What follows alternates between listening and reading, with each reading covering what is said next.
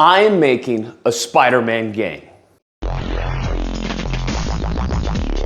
Oh my goodness. So it's no secret that I have been critical of Marvel's Spider-Man, okay? Marvel's Spider-Man games, and I think a lot of it just has to deal with the bureaucracy of the gaming industry. I think there's a heavy push for graphics instead of gameplay. I think there's a main focus on tried and true, right? Tested mechanics instead of trying to innovate because it's too much of a risk for the company.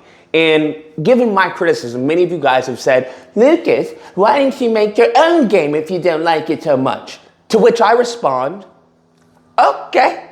And that's what I plan on doing. That is correct. I am trying to make a Spider-Man game. Now, just to be fair, here's a little caveat. It's not going to be a Spider-Man game because obviously, I don't have the licensing to Spider-Man. So it's going to be a Spider-Man inspired game. Listen. This is not an open world game, okay? I don't have millions and millions and millions of dollars to do an open world game, to have little side quests that I want to do, to have, web swinging how I want to have the interaction with the environment that he's swinging. I don't have that type of money, okay? It's just simple as that. But what I plan on focusing on, and that's the whole point, is going to be on combat. Now, the reason I chose combat because I asked a bunch of game designers and they were very much telling me, Lucas, that's gonna cost a lot of money and a lot of time to implement web swinging, okay? And I was like, all right, fair enough. So if you guys don't know, the budget for this game as of right now, and this is after Kickstarter takes their cut, after taxes, okay, is gonna be roughly, what I'm aiming for is $25K. That is what we have right now for Kickstarter. That's what I'm trying to raise. After that, we're playing around with probably 22 or so.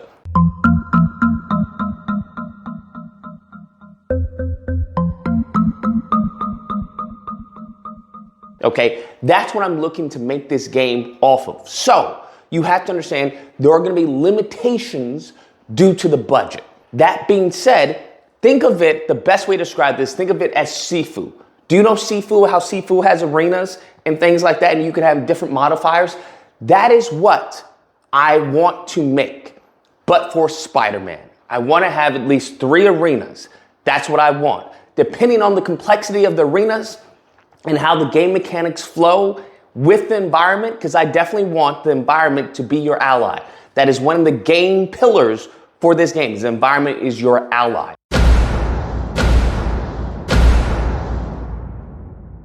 What people need to understand is that my focus is going to be on gameplay and replayability, okay? So the graphics, if I can take a hit to the graphics, to be honest with you, if we don't need to get any, PS5 graphics and we can get away with like PS4 or maybe PS3 graphics and the gameplay is solid, that's what I'm going to opt out for every single time.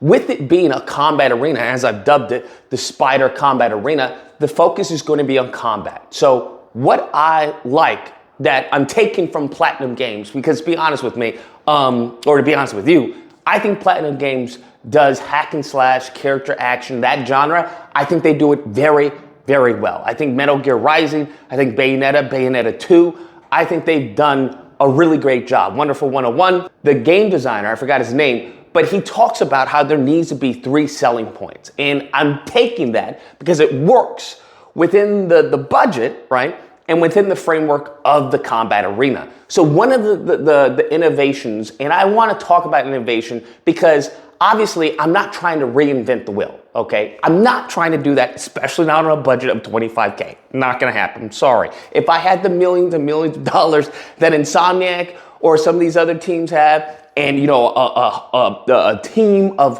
100 to 300 people, by all means, I would give you some fire. But I'm trying to give you some fire with a $25K budget and maybe like 10 or 8 people. That's what I'm trying to do. And I think it can be done. I know it can be done, all right? I know it can be done. 3 pillars, already have it. One of them is obviously gonna be, his spider sense, the dodge mechanic.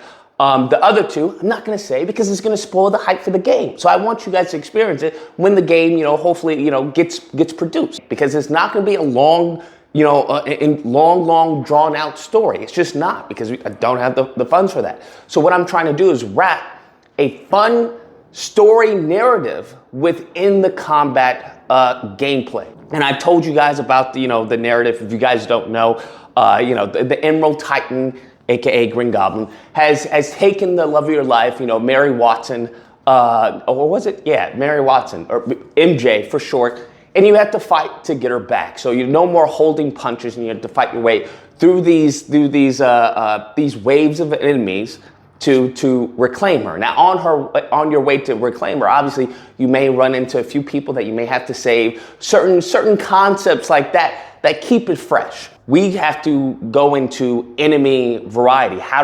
What enemy concepts are going to make this experience more fun? How do we keep on pushing the boundary over and over and over again? And I don't think you need a huge budget to have maybe certain tweaks, okay? Certain tweaks, because innovation is not necessarily, to me anyways, it's not about, as I said, reinventing the wheel, but maybe showing the wheel in a different light.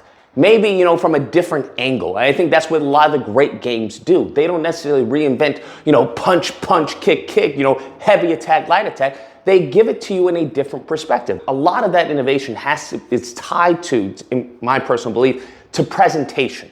And that's what I want this game to be, is a meat and potatoes, very fun, innovative experience of my interpretation of how Spider-Man moves and some of the things that haven't been highlighted, or I feel hasn't really manifested itself in previous games.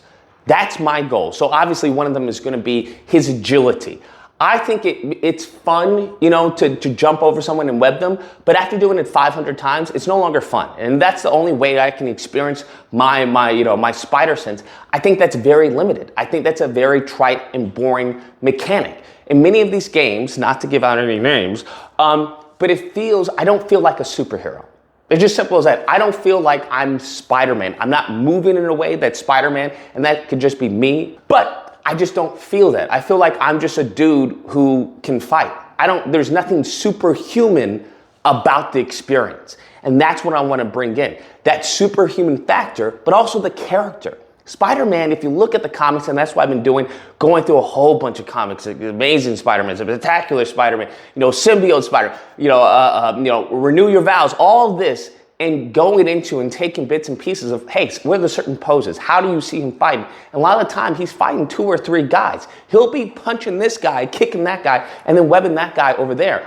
And that right there, I want to bring that into the game, where you're fighting multiple people at the same time. I want the player to feel untouchable in many aspects. It's that same feeling that you get when you do a proper, a counter in Mad Max and go bam. It's that same feeling you get when you properly, do a jump over someone and then counter 2 guys in Arkham. It's that same feeling you get when you're, dodging in Sifu. I want that, but in a Spider-Man game. I want that same experience in a Spider-Man game, except with the abilities that he has, his agility, his spider sense, which is really crucial in the game. His webs. I think his webs have been underplayed. And if you look at all the comics, his webs are extremely crucial to him as a character. So not to give away too much, but those are concepts that I want to bring in to this game. His character. I think that's been, I don't know, it just feels to me, it's been thrown by the wayside, his character in fighting.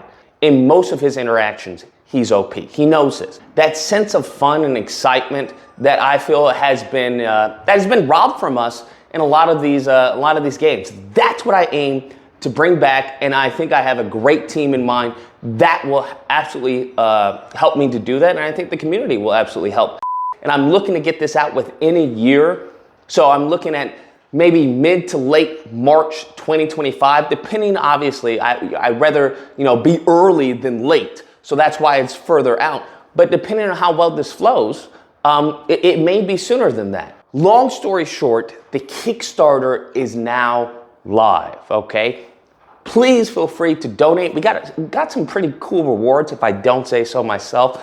We had the community help me out with creating the rewards. When it comes to it being funded is to reach out to the community. I'm sure there's some people who've always wanted to do, I don't know, a thug impression. Or there's some people who want to maybe do Emerald Titan, okay, for copyright reasons. Emerald Titan. Maybe we have someone who wants to do Mary Jane. There's a lot of variety. I'm sure there's a lot of talent within the community that can be used to create this game. So this is the main focus. I want this to be something for the community and then by the community. So I think we have a lot of great, Spider-Man fans who are talented and who probably wouldn't have a problem contributing to a game. I guarantee that the combat will be fun. I guarantee it.